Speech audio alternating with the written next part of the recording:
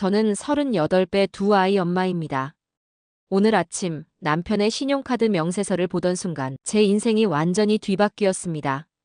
제주도 신라호텔, 서귀포 렌터카, 서귀포 시사이드 레스토랑, 2월 13일부터 16일까지 남편이 도쿄 출장을 간다고 했던 바로 그 날짜에 지금 제 손은 떨리고 머릿속은 하얗게 비어버렸습니다.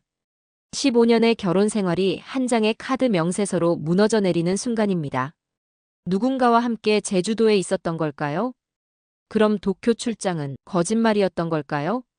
이렇게 글을 쓰는 지금도 남편은 또다시 출장을 간다며 짐을 싸고 있습니다. 오늘 밤 그가 집을 나서기 전에 저는 모든 진실을 알아내야만 할 것 같습니다. 이 이야기를 들려드리는 이유는 제가 앞으로 내릴 결정에 대한 용기가 필요해서입니다. 처음부터 이야기해 볼게요. 저와 남편은 대학교 동아리에서 만났습니다. 그때 저는 22살, 그는 24이었죠. 그는 연극부 부부장이었고 저는 새내기 회원이었습니다. 첫 만남부터 그는 눈에 띄는 사람이었어요. 키가 크고 목소리가 좋았죠. 게다가 누구에게나 친절했고 특히 신입생들을 잘 챙겨주었습니다. 우리의 첫 데이트는 벚꽃이 한창이던 4월의 어느 날이었어요. 교내 연극 공연을 마치고 그가 조심스럽게 저에게 다가와 물었습니다. 오늘 저녁 시간 있어? 그렇게 시작된 우리의 연애는 3년 동안 이어졌고 졸업 후 1년 뒤 우리는 결혼했습니다. 결혼식 날 그는 눈물을 글썽이며 서약했어요. 나는 당신을 사랑합니다. 어떤 상황에서도 당신만을 바라보며 살겠습니다. 저도 그렇게 맹세했습니다. 결혼 초기에는 모든 것이 완벽했어요. 작은 전세 아파트에서 시작한 신혼생활은 비록 경제적으로 넉넉하진 않았지만 서로에 대한 사랑으로 충만했습니다. 남편은 중소기업 회사원으로 일했고 저는 학원에서 강사로 일했습니다. 퇴근 후에는 함께 저녁을 만들고 주말이면 근처 공원을 산책하며 미래에 대한 꿈을 나누곤 했죠. 결혼 2년 차에 첫째 아이가 태어났습니다. 딸이었어요. 예쁜 우리 지은이. 아이를 안고 있는 남편의 눈빛은 지금도 잊을 수 없습니다. 여보, 고마워. 이렇게 예쁜 아이를 낳아줘서. 육아의 시간은 힘들었지만 그래도 행복했습니다. 남편도 많이 도와주었어요. 퇴근 후에는 아이 목욕을 시키고 밤에 아이가 울면 번갈아 가며 일어났죠. 그리고 4년 뒤 우리는 둘째 아들을 얻었습니다. 민준이가 태어나면서 우리 가족은 완전해졌죠. 그때부터 남편의 회사 생활이 바빠지기 시작했습니다. 승진을 하면서 책임감도 커졌고 야근도 잦아졌어요. 주말에도 종종 회사에 나가곤 했죠. 처음에는 저도 이해했습니다. 가장으로서 더 나은 미래를 위해 노력하는 거라고 생각했으니까요. 덕분에 우리는 전세에서 벗어나 작은 아파트를 장만할 수도 있었고 아이들에게 더 나은 교육 환경을 제공할 수 있었습니다. 하지만 점점 남편과 함께하는 시간이 줄어들었어요. 저녁 식사를 같이 하는 날이 드물어졌고 주말 가족 나들이도 줄어들었습니다. 그래도 저는 불평하지 않았어요. 남편이 가족을 위해 열심히 일한다는 것을 알았으니까요. 다만 가끔은 외로웠습니다. 특히 아이들이 아빠는 왜 항상 늦게 와? 라고 물을 때면 마음이 아팠죠. 변화가 시작된 건 남편이 팀장으로 승진하고 나서부터였을 것 같아요. 약 2년 전쯤이었을까요? 출장이 잦아졌습니다. 한 달에 한 번, 때로는 2번씩. 서울, 부산, 대구, 그리고 가끔은 일본. 해외 출장도 있었죠. 처음에는 그저 회사 일이 바빠진 거라고 생각했습니다. 그는 항상 출장 가방을 꼼꼼히 챙겼고, 여보, 미안해. 이번 주말도 출장이야. 라며 미안한 표정을 지었죠. 그때마다 저는 웃으며 괜찮다고 말했습니다. 일 열심히 하고 와. 우리는 잘 지내고 있을 테니까. 하지만 조금씩 이상한 낌새가 보이기 시작했어요. 집에 있을 때도 자주 휴대폰을 들여다보고 가끔은 밤에 베란다에 나가 통화를 하기도 했습니다. 물으면 회사 일이야 라고만 대답했죠. 그래도 저는 의심하지 않았습니다. 15년 동안 함께한 남편을 어떻게 의심할 수 있겠어요? 그는 항상 가족을 최우선으로 생각하는 사람이었고 아이들에게도 다정한 아빠였습니다. 그런데 일이 터진 건 지난달이었어요. 남편이 도쿄 출장을 간다고 했습니다. 2월 13일부터 16일까지 3박 4일 일정이었죠. 밸런타인데이가 끼어 있어서 저는 조금 섭섭했지만 이해한다고 말했습니다. 괜찮아, 일 끝나고 초콜릿이라도 사와. 농담 삼아 던진 말에 그는 어색하게 웃었어요. 출장 기간 동안 남편은 종종 메시지를 보냈습니다. 회의 중이야. 오늘은 바이어와 저녁 약속이 있어. 도쿄는 지금 눈이 와. 춥다. 심지어 도쿄 거리 사진도 몇 장 보내왔어요. 인터넷에서 찾은 사진이었을까요? 아니면 정말 도쿄에 갔던 걸까요? 그리고 16일, 남편은 예정대로 돌아왔습니다. 손에는 작은 선물 가방이 들려 있었어요. 여보, 미안해. 출장이라 제대로 된 발렌타인데이를 못 보냈네. 가방 안에는 일본 초콜릿과 작은 목걸이가 들어 있었습니다. 저는 감동했어요. 바쁜 출장 중에도 저를 생각해준 남편이 고마웠거든요. 그날 밤 우리는 오랜만에 함께 와인을 마시며 이야기를 나눴습니다. 남편은 도쿄 출장이 어땠는지, 어떤 사람들을 만났는지 자세히 얘기해줬어요. 모든 것이 그럴듯했습니다. 그리고 한 달이 지났습니다. 오늘 아침 저는 남편의 신용카드 명세서를 우연히 보게 되었어요. 사실 평소에는 카드 명세서를 꼼꼼히 확인하지 않았는데 이번엔 큰 금액이 몇 건 찍혀 있어서 궁금했거든요. 그리고 그곳에서 저는 충격적인 사실을 발견했습니다. 2월 13일 제주항공 김포 제주항공권.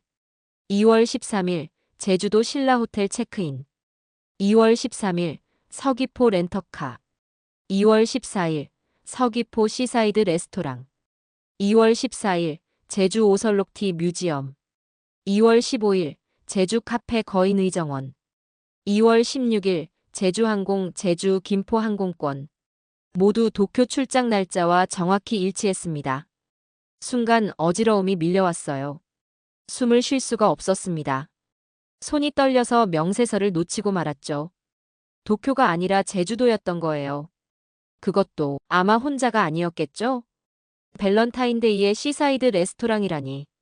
저는 그대로 주저앉고 말았습니다. 15년 동안 함께한 남편, 두 아이의 아빠, 제가 가장 믿고 의지하던 사람이 저를 배신했다는 사실을 어떻게 받아들여야 할지 몰랐어요. 한참을 그렇게 앉아있다가 저는 천천히 일어나 컴퓨터 앞에 앉았습니다. 떨리는 손으로 남편의 이메일을 열었어요. 비밀번호를 알고 있었거든요.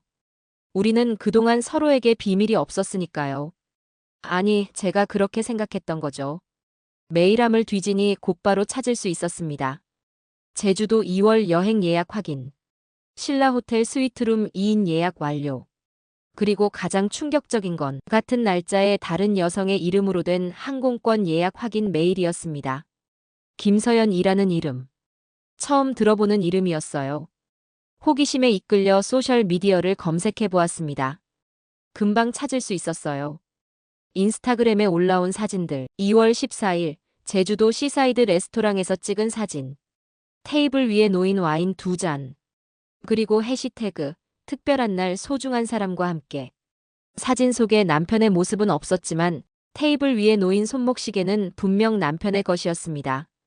작년 크리스마스에 제가 선물한 바로 그 시계. 심장이 터질 것 같았어요. 온몸에 식은땀이 흘렀고 손발이 떨렸습니다. 그동안의 의심, 남편의 늦은 귀가, 갑자기 늘어난 출장, 베란다에서의 통화, 모든 것이 이제 이해가 됐어요. 남편은 바람을 피우고 있었던 거예요. 그것도 아주 오래전부터. 혼란스러운 마음에 친구에게 전화를 걸었습니다. 유일하게 제 마음을 털어놓을 수 있는 대학 시절 친구였어요. 자영아, 나 지금 어떻게 해야 할지 모르겠어. 흐느끼며 모든 이야기를 털어놓았습니다. 친구는 잠시 침묵하더니 조심스럽게 말했어요. 사실 나도 최근에 너희 남편을 봤어. 뭐? 어디서? 강남역 근처 카페에서. 여자랑 같이 있더라. 친구의 말에 또다시 충격을 받았습니다. 그럼 제주도만이 아니었던 거예요? 도대체 얼마나 오랫동안 이런 일이 있었던 걸까요? 언제 봤어? 한 달 전쯤. 너한테 말할까 고민했는데 확실한 건 아니라서 내 마음 상하게 하고 싶지 않았어. 친구의 말을 들으며 저는 갑자기 모든 것이 의심스러워졌습니다. 남편의 모든 출장, 야근, 주말 회식, 모두 거짓말이었던 걸까요? 전화를 끊고 저는 침대에 누워 한참을 울었습니다. 슬픔, 분노, 배신감, 그리고 두려움. 감정이 복잡하게 뒤엉켰어요. 아이들은 학교에 있었고 남편은 회사에, 저 혼자 집에서 모든 것을 감당해야 했습니다. 그날 오후 남편에게서 메시지가 왔어요. 여보, 이번 주 금요일부터 월요일까지 부산 출장이야. 미안하지만 주말에도 못 들어갈 것 같아. 그 메시지를 보는 순간 가슴이 찢어지는 것 같았습니다. 또 거짓말이겠죠? 이번엔 어디로 갈 계획일까요? 그리고 누구와? 저는 아무 말도 하지 않았습니다. 단지 알았어라고만 대답했죠. 그리고 계획을 세우기 시작했습니다. 이번에는 진실을 확인해야겠다고 결심했어요. 더 이상 의심과 불안 속에서 살고 싶지 않았거든요. 먼저 남편의 여행 가방을 몰래 확인했습니다. 그는 항상 출장 전날 밤에 짐을 싸거든요. 가방 안에는 여름 옷들이 들어 있었어요. 2월에 부산이 따뜻하긴 하지만 이렇게 반팔과 반바지만 챙길 정도는 아니죠. 다음으로 남편의 노트북을 열어보았습니다. 최근 검색 기록에는 보라카이 여행 코스, 보라카이 다이빙, 보라카이 호텔 추천 같은 키워드가 있었습니다. 부산이 아니라 보라카이였군요. 필리핀 보라카이. 또다시 멀리 해외로 떠나는 거였어요. 증거를 모으면서 저는 점점 더 무너져 내렸습니다. 15년간의 결혼 생활, 함께 키운 두 아이, 모든 추억과 약속들, 이 모든 것이 거짓이었던 걸까요? 그날 밤 남편이 퇴근하고 돌아왔을 때 저는 평소와 다름없이 행동하려고 노력했습니다. 저녁을 차려놓고 아이들과 함께 식사를 했죠. 남편은 평소처럼 아이들에게 학교 생활에 대해 물어보고 과학 숙제도 도와주었습니다. 그 모습을 보며 저는 혼란스러웠어요. 이렇게 다정한 남편이자 아빠가 어떻게 이중 생활을 할 수 있는 걸까요? 아이들이 잠든 후 남편은 출장 가방을 꺼내 짐을 싸기 시작했습니다. 저는 침대에 앉아 그를 지켜보았어요. 이번 출장은 중요해. 응, 부산지사 점검이야. 월요일에 중요한 미팅도 있고. 거짓말을 하는 그의 표정에는 아무런 죄책감이 보이지 않았습니다. 너무 자연스러워서 오히려 소름이 돋았어요. 그동안 얼마나 많은 거짓말을 해왔길래 이렇게 능숙한 걸까요? 저는 더 이상 참을 수 없었습니다. 여보, 나 할 말이 있어. 남편은 짐을 싸던 손을 멈추고 저를 바라보았어요. 응, 무슨 일이야? 지난번 도쿄 출장. 기억나? 응, 당연히. 왜? 도쿄가 아니라 제주도였지? 순간 남편의 표정이 굳어졌습니다. 눈빛이 흔들렸고 입술이 떨리는 게 보였어요. 무슨 소리야? 제주도 신라 호텔, 서귀포 시사이드 레스토랑. 모두 카드 명세서에 찍혀 있더라. 남편은 한동안 아무 말도 하지 못했습니다. 그저 놀란 표정으로 저를 바라볼 뿐이었죠. 그리고 이내 체념한 듯한 표정을 지었어요. 미안해. 설명할 수 있어. 그래, 설명해봐. 김서연이라는 사람은 누구야? 남편의 얼굴이 하얗게 변했습니다. 제가 그 이름까지 알고 있다는 사실에 완전히 당황한 듯 했어요. 어떻게 그 이름을 알아? 중요한 건 그게 아니야. 그녀가 누군지 말해봐. 남편은 한숨을 쉬며 침대에 주저앉았습니다.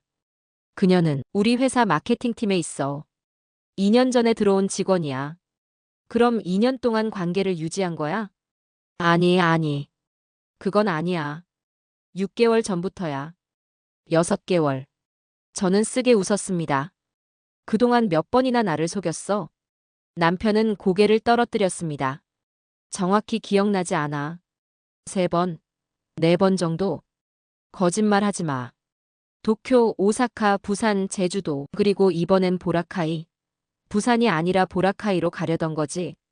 남편의 눈이 커졌습니다. 어떻게? 내 노트북 검색 기록을 봤어. 짐 가방도 확인했고. 여름 옷들만 가득하더라. 부산에 갈 사람 짐이 아니었지. 남편은 완전히 패배한 표정이었습니다. 더 이상 변명할 수 없다는 걸 알았던 거죠. 미안해. 정말 미안해. 그냥 일시적인 감정이었어. 나는 너와 아이들을 정말 사랑해. 이건 그냥 그냥 뭐, 실수? 우연? 15년 결혼 생활을 배신한 건 그냥 사소한 일이라고. 분노가 치밀어 올랐습니다. 이렇게 쉽게 변명하는 남편이 믿기지 않았어요. 내일 당장 짐 싸서 나가. 제 입에서 나온 말에 저 자신도 놀랐습니다. 하지만 그 순간 저는 확신했어요. 더 이상 이 거짓말 속에서 살 수 없다는 것을.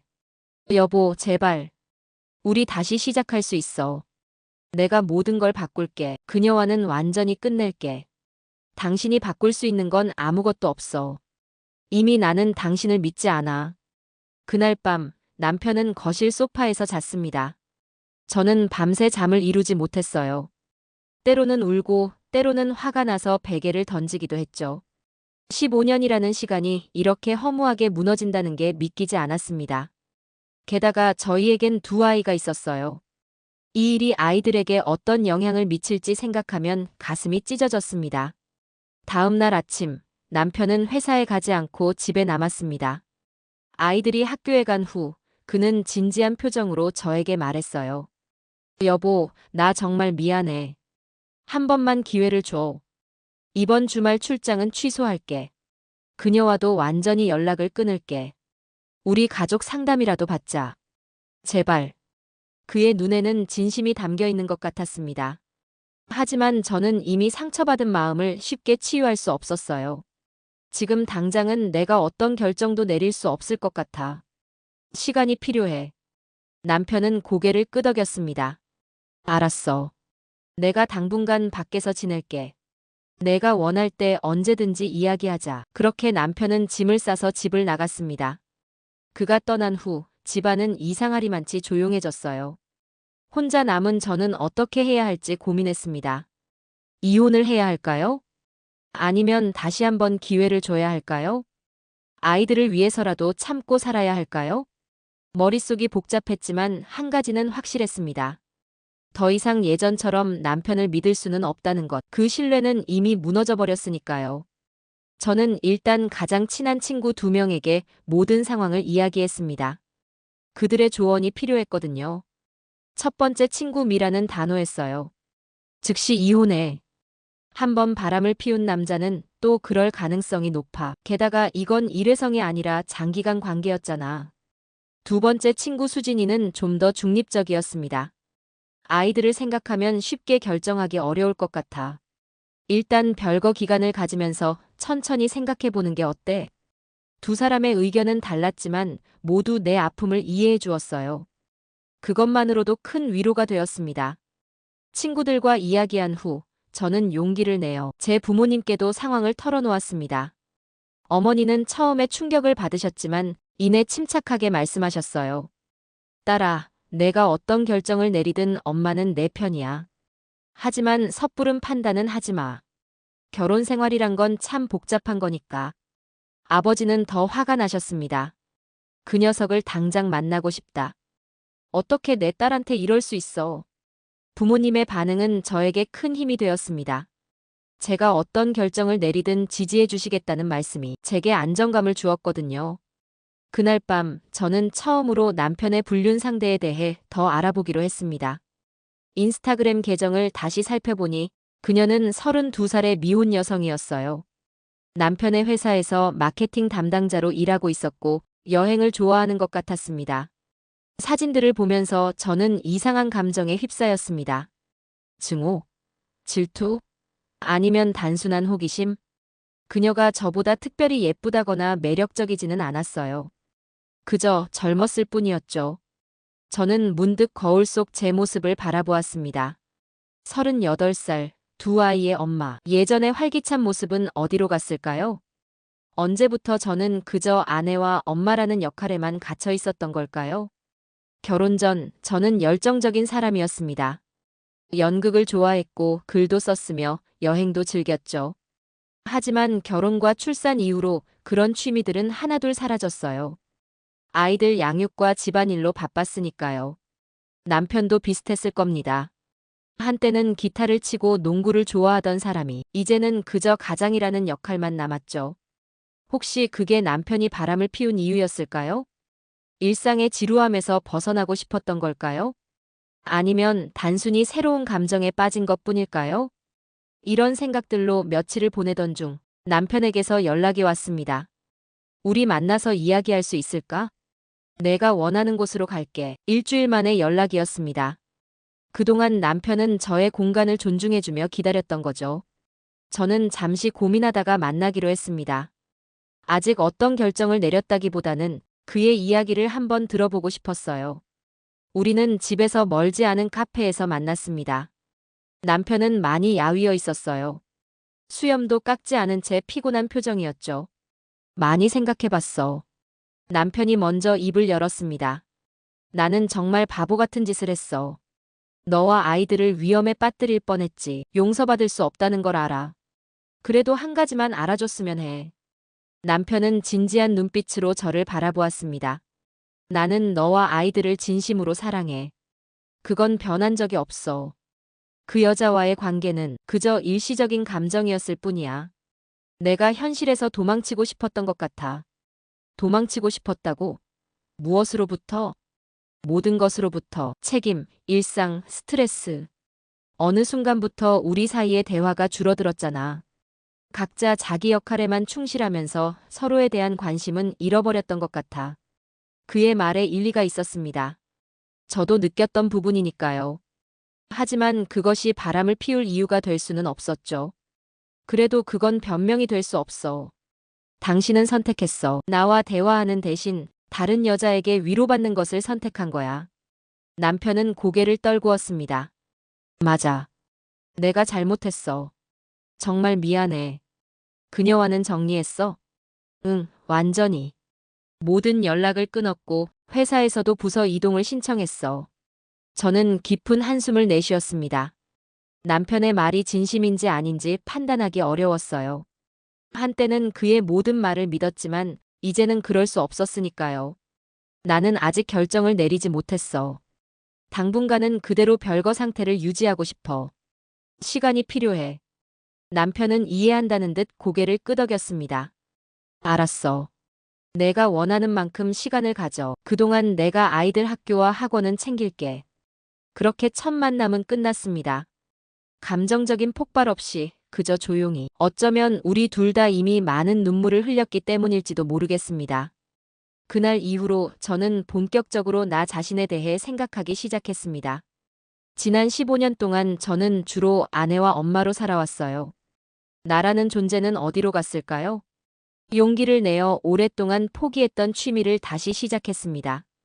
주말에는 연극 워크숍에 참여했고 평일 낮에는 글쓰기 수업도 들었어요. 아이들과도 더 많은 시간을 보냈습니다. 학교 행사에 적극적으로 참여하고 주말에는 함께 영화도 보러 갔죠. 남편은 약속대로 아이들의 학교와 학원을 챙겼습니다. 주말마다 아이들을 데리고 놀러 가기도 했고 평일에는 저녁을 만들어 가져오기도 했어요. 그런 노력이 눈에 보였지만 저는 아직 마음의 준비가 되지 않았습니다. 상처는 쉽게 아물지 않았으니까요. 한 달이 지났을 때 저는 상담사를 만나기 시작했습니다. 저 자신의 감정을 정리하고 싶었거든요. 상담사는 저에게 이렇게 물었어요. 당신은 정말 무엇을 원하시나요? 남편과 다시 시작하고 싶으신가요? 아니면 새로운 시작을 원하시나요? 그 질문에 대한 답을 찾기 위해 저는 오랫동안 고민했습니다. 15년의 결혼 생활, 두 아이, 그리고 무수한 추억들, 이 모든 것을 버리고 새 출발을 할 수 있을까요? 아니면 상처를 품은 채로 다시 시작할 수 있을까요? 남편을 다시 신뢰할 수 있을까요? 답을 찾는 과정에서 저는 남편의 휴대폰과 이메일을 몰래 확인하는 자신을 발견했습니다. 그가 정말 그 여자와 연락을 끊었는지 확인하고 싶었거든요. 다행히 별다른 흔적은 찾지 못했습니다. 하지만 이런 행동 자체가 건강하지 않다는 것을 알았어요. 신뢰가 완전히 무너진 관계에서는 항상 의심과 불안이 따르는 법이니까요. 두 달이 지났을 때 저는 남편과 다시 한번 진지한 대화를 나눴습니다. 이번에는 집에서 아이들이 자고 난 후에 나는 아직도 당신을 사랑해. 제가 먼저 말했습니다.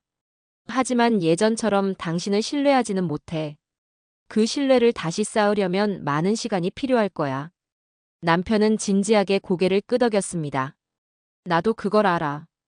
얼마나 걸리든 기다릴게. 내가 다시 증명할 수 있게 기회를 줘. 만약 우리가 다시 시작한다면 몇 가지 조건이 있어. 뭐든지 말해. 첫째, 완전한 투명성. 휴대폰, 이메일 모든 것. 둘째, 부부 상담을 함께 받는 것. 셋째, 당분간은 별도의 침실에서 자는 것. 남편은 망설임 없이 동의했습니다. 당연히 그래야지. 내가 원하는 건 뭐든지 할게. 그날 밤, 우리는 조심스럽게 새로운 시작을 약속했습니다. 물론 모든 것이 해결된 것은 아니었어요. 상처는 여전히 아물지 않았고 신뢰를 회복하는 것은 더 오랜 시간이 필요했죠. 그로부터 6개월이 지난 지금 저희는 여전히 그 과정 중에 있습니다. 부부 상담을 통해 서로의 감정과 생각을 더 솔직하게 나누게 되었고 주말에는 함께 취미 활동을 하면서 우리만의 시간도 가지려고 노력하고 있어요. 남편은 정말 변하려고 노력하는 것 같습니다. 더 많은 대화를 나누고 집안일도 적극적으로 돕고 무엇보다 자신의 감정을 솔직하게 표현하려고 해요. 저도 많이 달라졌습니다. 더 이상 완벽한 아내나 엄마가 되려고 애쓰지 않아요. 가끔은 실수해도 괜찮고 때로는 이기적이어도 괜찮다는 것을 배웠습니다. 무엇보다 나 자신으로 살아가는 법을 다시 찾았어요. 물론 아직도 의심의 순간은 있습니다. 남편이 늦게 귀가하거나 갑자기 전화를 받으러 나갈 때면 가슴이 철렁 내려앉기도 해요. 그럴 때마다 저는 깊게 숨을 들이쉬고 그에게 솔직하게 물어봅니다. 지금 불안해. 어디 있었어? 남편은 항상 참을성 있게 설명해주고 필요하다면 증거도 보여줍니다. 그것이 우리의 새로운 신뢰 구축 방식이 되었어요. 많은 사람들이 불륜 이후에는 관계가 회복될 수 없다고 말합니다. 어쩌면 그럴지도 모르겠어요. 완전히 예전과 같은 관계로 돌아갈 수는 없을 테니까요. 하지만 저는 이제 다른 관점에서 생각합니다. 예전과 같을 필요는 없어요. 오히려 더 강하고, 더 솔직하고, 더 깊은 관계가 될 수도 있겠죠.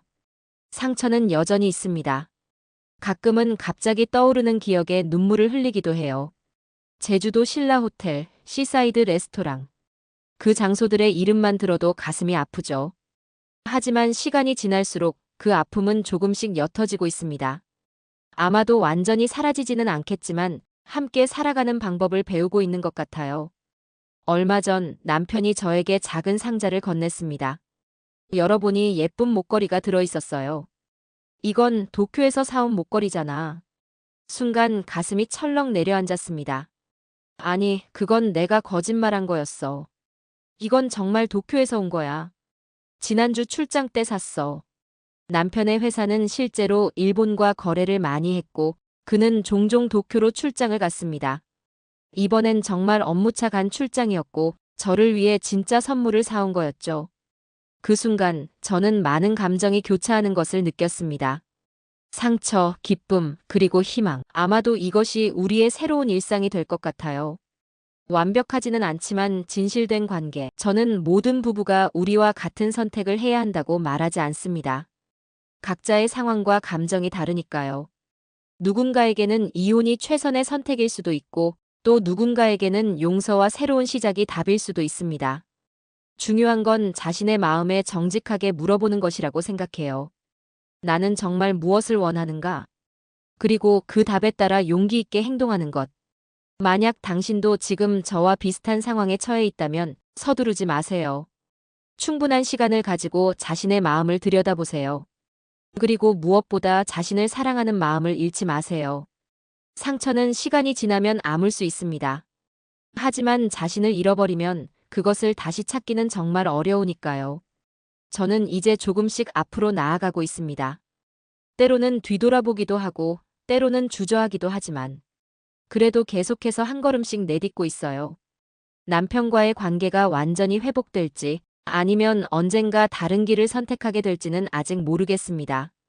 하지만 한 가지 확실한 것은 이제 저는 더 이상 불확실성에 두려워하지 않는다는 거예요. 어떤 선택을 하든 저와 아이들은 괜찮을 것입니다. 왜냐하면 저는 이제 제 자신의 강함을 알게 되었으니까요. 결혼 생활 15년 만에 깨달은 가장 중요한 교훈은 진정한 사랑은 서로를 소유하는 것이 아니라 서로의 성장을 응원하는 것이라는 점입니다. 그리고 무엇보다 어떤 관계보다도 중요한 것은 자신과의 관계라는 사실을 배웠습니다. 지난밤, 저는 오랜만에 평화로운 꿈을 꾸었습니다. 제주도 바다를 걷고 있었는데 이상하게도 그곳에서 더 이상 아픔을 느끼지 않았어요. 그저 아름다운 풍경으로만 보였죠. 어쩌면 그것이 치유의 시작인지도 모르겠습니다. 상처가 흉터로 변하고 그 흉터마저 내 일부가 되는 과정. 이제 저는 앞으로 어떤 일이 펼쳐질지 두렵지 않습니다. 비가 오나 맑은 날이 오나 저는 제 삶의 주인으로 당당히 걸어갈 테니까요. 그리고 만약 당신도 지금 비슷한 폭풍우 속에 있다면 언젠가는 반드시 햇살이 비춘다는 것을 기억하세요. 그때까지 자신을 잃지 말고 자신의 가치를 잊지 마세요. 우리는 모두 누군가의 배우자이기 이전에 한 명의 온전한 사람입니다. 그 사실을 기억한다면 어떤 상처도 이겨낼 수 있을 거예요. 저의 경험이 비슷한 상황에 처한 누군가에게 작은 위로가 되었으면 좋겠습니다. 앞으로의 여정이 어떻게 펼쳐질지는 모르겠지만 저는 더 이상 두렵지 않습니다. 인생은 계속됩니다. 그리고 우리는 각자의 방식으로 그 여정을 헤쳐나갈 것입니다. 마지막으로 자신을 믿으세요. 당신은 생각보다 훨씬 강합니다. 긴 이야기를 읽어주셔서 감사합니다.